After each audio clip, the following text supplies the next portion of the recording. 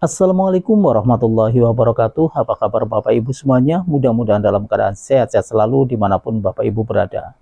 Dan tak lupa pula kita selalu mendoakan buat Pak Haji Dwi Santo beserta keluarga dan juga kru-kru RDAY agar senantiasa dalam keadaan sehat-sehat selalu. Baiklah Bapak Ibu, marilah kita sama-sama menyaksikan video pencarian Pak Haji Dwi Santo lewat video ini.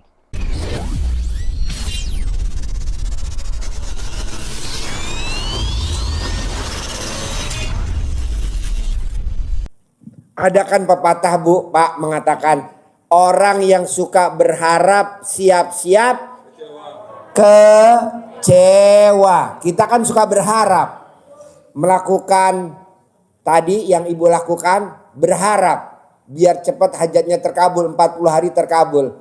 Terkabul enggak, akhirnya kita udahlah, jalanin, syukurin, nikmatin. Jangan mikir, komen, ngeluh. Janganlah. Haji Marko 2014 ijab hajatnya cair. Kalau aja dulu 2014 cair, mungkin nilainya baru 100 juta. Betul? Ya, betul ya. Alhamdulillah cairnya di 2025. Sekarang nilainya udah 460 miliar. Tepuk tangan dulu dong untuk Haji Marko. Makanya kita tadi ngobrol sama Haji Marko kan cair 460 miliar. Boleh dong 60 miliar kita bagiin buat teman-teman yang datang malam ini dan yang nonton. Kata Haji Marko boleh. Ya dong, kan dia ijab di sini. Jadi buat Haji Marko 400 saja, yang 60 kita bagi-bagi ya. Tapi saya mau baginya berangkat umroh gratis 2025 akhir. Tapi Bapak dan Ibu praktekin dulu ilmunya Allah yang ada di Al-Quran, di Al-Muzammil. Bangun jam 00, senyum, mandi, tahajud, baca Quran. Sedekah subuh gak boleh bolong, sedekah Jumat barokah gak boleh bolong. Sholat badiah qobliyah nggak boleh bolong, sholat taubat nggak boleh bolong, sifat 18 nggak boleh ada. Berani nggak Pak Bu? Beranilah. Haji Marko aja berani berkorban, maksud Bapak dan Ibu nggak berkorban. Paksain ya. Ya. Kedua, saya mau Bapak dan Ibu yang hadir di sini dan yang nonton YouTube atau Facebook atau Instagram, mau saya di 2026 paksain harus berangkat haji visanya furodah gratis dari RDAY. Gitu. Tapi dipraktekin dulu. Ini meraktekin enggak tapi dia nuntut. Janganlah. Jadi besok kita ngeberangkatinnya tanggal 14 Oktober anak-anak yatim bersama Mbak Ratih dari Terminal 3 Bandara Soekarno-Hatta. Pesawatnya Garuda. Boleh gak saya ijab di bandara? Boleh. Boleh gak kita ijab? Kalau ijab di sini kita sholat subuh Pak. Habis sholat subuh ijab langsung anak yatim kita berangkatin ke bandara. Karena kita jam 9 udah terbang. Jadi jam 7 minimal udah sampai di sana, 2 jam sebelum terbang udah di sana. Karena kita paspor, terus kita nyiapin. Pak Haji biar saya berangkat Desember 2025 apa isi Pak Haji? Peluk Pak anak yatim. Peluk, jangan yang dipeluk ibu yatim. Anak yatim peluk. Bisikin ke telinganya. Doain Bapak pasti Desember berangkat. Amin. Pasti berangkat. Amin gitu. Boleh gak sih Pak Haji kalau saya peluk ibu yatim? Gak boleh. Gak boleh. Karena yang berangkat anaknya, ibunya gak berangkat.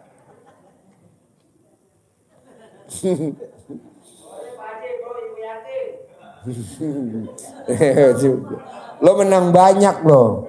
Gue yang berangkatin, lo yang meluk. Gue yang berangkatin, lo yang meluk. Lo menang banyak. Ayo yang mau nanya bebas. Mau nanya ke Pak Kiai boleh, Ustadz Ginanjar boleh, Haji Marko boleh. Bebas nanya ke siapa aja. Bismillahirrahmanirrahim. Assalamualaikum warahmatullahi wabarakatuh. Kembali mau menanya Pak ke sini. Kebetulan ada Pak Ustadz. Ya. Jadi saya mau datang ke sini tuh jauh dari Nanya ke Pak Kiai. Nggih, Pak. Ya, ayo Pak Kiai. Dari Ini Pak Kiai Dadang Mubarok. Ini Ustadz Kinanjar. Ini Haji Marco. Semua punya titel semua. Lo tinggal pilih. Pak Kiai, ayo. Mau nanya dari Banjarnegara ini kan jauh ke sini. Satu ke sini itu kan karena Allah. Dan saya di sini mau mengenalkan lebih lanjut dari istilah bahasa Arabnya itu mungkin syariat dari Pak Haji Dwi Susanto. Nah, kami mau menunjukkan kepada Pak Ustadz.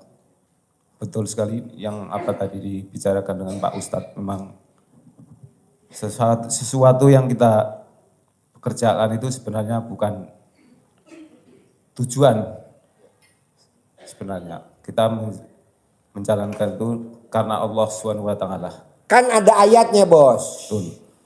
Ada ayatnya. Kuciptakan jin dan manusia untuk beribadah kepadaku. Ku-nya tuh Allah. Kuciptakan, ku-nya tuh Allah. Kuciptakan jin dan manusia untuk beribadah kepadaku. Tidak ada ayatnya gini. Kuciptakan jin dan manusia untuk nyicil utang. Ada gak ayat gitu Pak, Bu? Gak ada. Ada gak? Gak ada. Gak ada. Jadi utang tuh gak dicicil, Bos. Lanjut. Jadi saya mau nanya dengan Pak Ustadz sedikit lah. Mungkin pengalaman saya dari pribadi saya pernah mendengar kita awalnya itu mengenal dulu. Habis itu kita mengerjakan. Mungkin pertanyaan saya... Mempelajari dulu alat kelamin suami, alat kelamin istri. Setelah itu baru dikobel. Gitu. Bila pertanyaan saya kurang lengkap, jadi saya minta penjelasan dari Pak Ustadz. Terima kasih. Assalamualaikum warahmatullahi wabarakatuh. Pertanyaan apa tadi? Pak Kiai Pertama mengenalkan, habis itu kita pertanyaannya apa? Pertanyaan kita sedikit punya permasalahan. Jadi sebenarnya kita sudah yakin bahwa semuanya ini kehendak Allah. Cuman kadang-kadang kebanyakan orang itu tidak menyalahkan gitu lah. Menyalahkan itu salah saya. Memang saya akui salah saya. Cuman kebanyakan masih Iya, pertanyaannya apa? Pertanyaan saya mau... Lo kesono. Ntar lo ditangkap tahu. Udah di sini aja. Nanya kesono, nanya. Emangnya lo domba batur? Penjelasan sedikit dari Banjarnegara kan terkenal domba batur. Ustaz, jadi saya kepengin detail apakah benar Kok awal kita pengen? itu belajar mengenal dulu baru mengerjakan. Terima kasih Pak Ustaz. Ya. Baik, pertanyaan mengenal kepada siapa? Mengenal ilmu RDA gitu maksudnya? Dengan ilmunya Bapak RDA. Oh ya. Sebetulnya gini Pak, ilmu RDA ini ilmu yang sungguh luar biasa, mungkin yang Bapak kerjakan juga ya. Jadi sholat tahajud ya, itu kan ayatnya juga ada di surat berapa Pak? Al-Isra ya. Ayat berapa Pak? 7, 9. Ya Pak.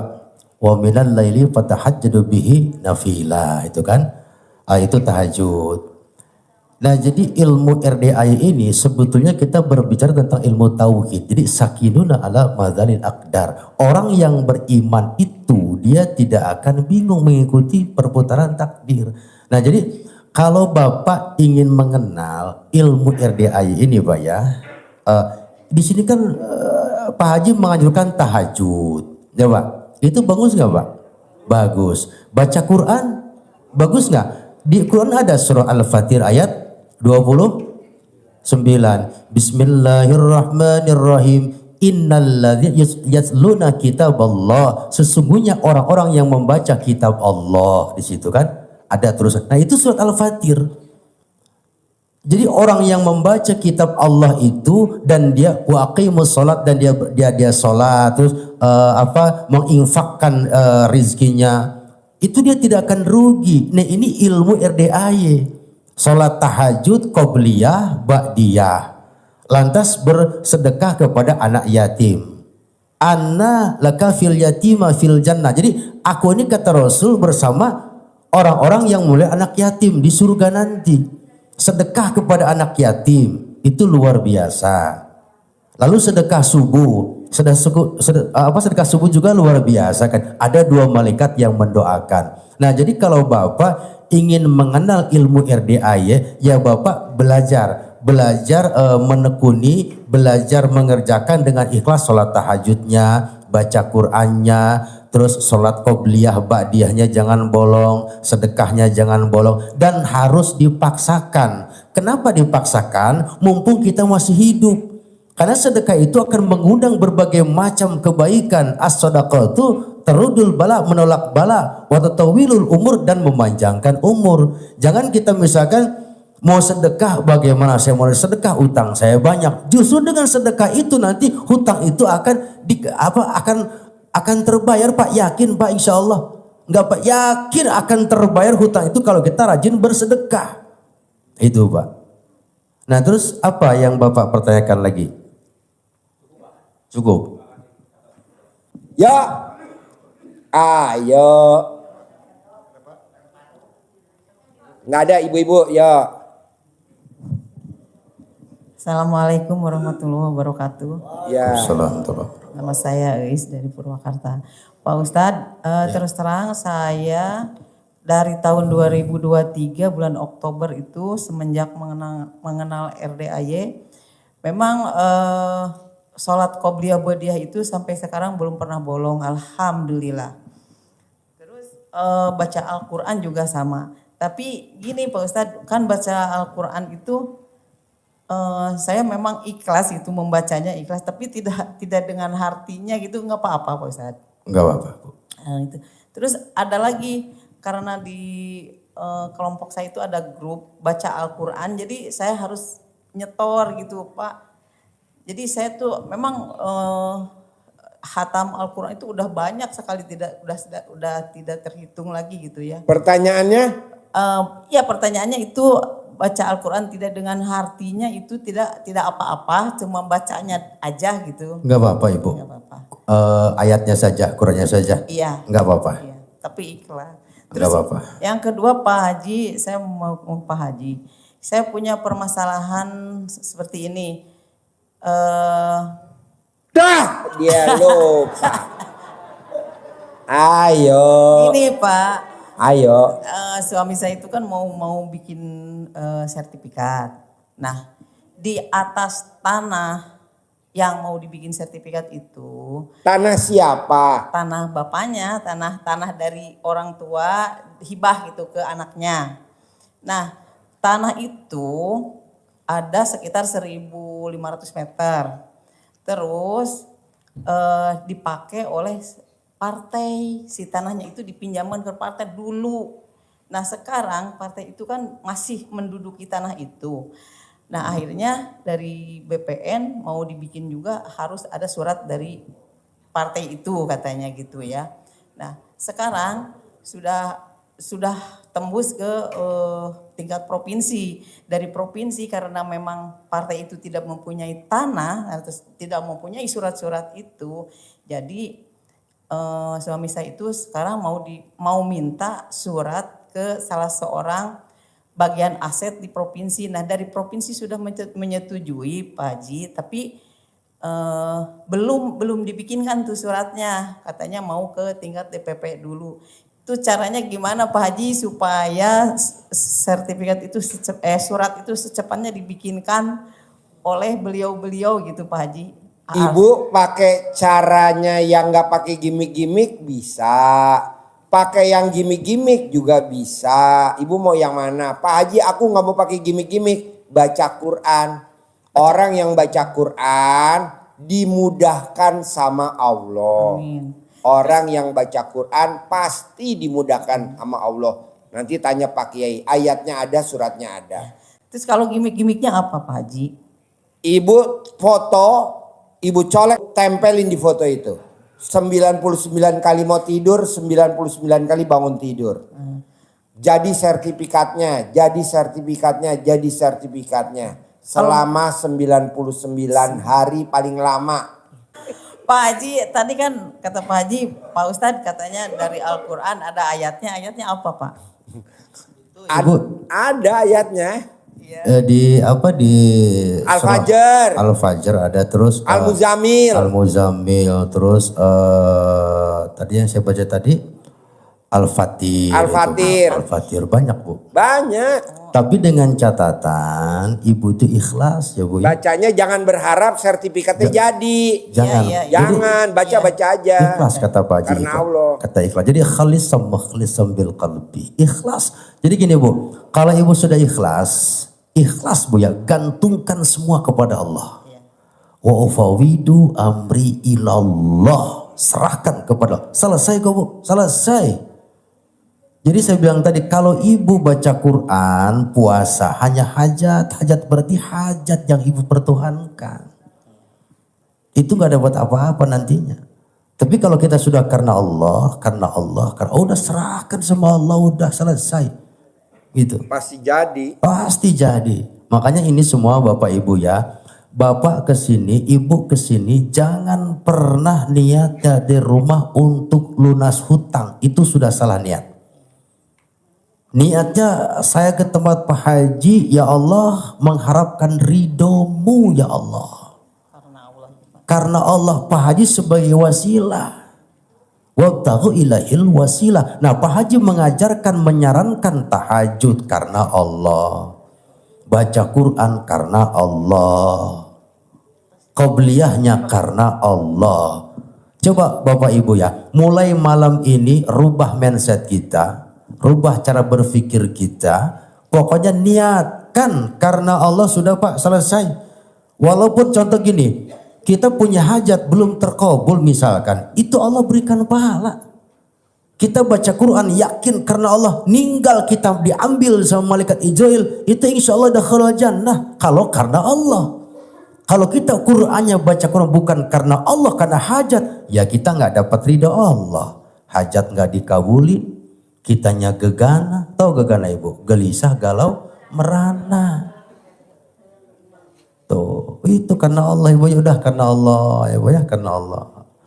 Yang penting jaga kata Pak Haji, dendam jangan. Hilangkan sifat 18 itu. Makanya setelah maghrib, Pak Haji menganjurkan, menekankan sholat taubat 18 kali salam. 18 kali salam. Tuh, hebat enggak ajaran ini Bu? Hebat enggak? Bagus enggak? Bagus. Ini tauhid Bu, sebetulnya yang Pak Haji sampaikan itu tauhid. Tidak ada kata insya Allah, pasti. Pasti. Karena kita yakin adanya Allah. Yang enggak pasti itu orang yang enggak yakin kepada Allah. Sementara Allah itu innallaha la yukhliful mi'ad. Allah enggak bohong sama janjinya. Kita yang salah kitanya. Lebih besar emosinya, lebih besar apa nafsunya kita. Tidak mengedepankan Allah, hanya hajat yang kita kedepankan. Nih contoh ibu mau ke sini Bu ya, mohon maaf. Misalkan ada yang tertipu misalkan ya. Itu jangan salahkan yang nipu, tapi niat kita bisa jadi. Cuman karena hajat, satu. Yang kedua bisa jadi, nanti setelah saya hajat saya misalkan berhasil, saya mau gini. Nah Ibu jangan marah yang kena tipu. Yang nipu itu Allah izinkan, yang ditipu Allah juga izinkan. Sudah ucapkan alhamdulillah ala kulli halin, kata Nabi tuh begitu. Terima kasih buat Bapak Ibu semuanya yang sudah menyaksikan video pencerahan Pak Haji Risyanto. Mudah-mudahan ilmunya bermanfaat dan saya akhiri. Wassalamualaikum warahmatullahi wabarakatuh.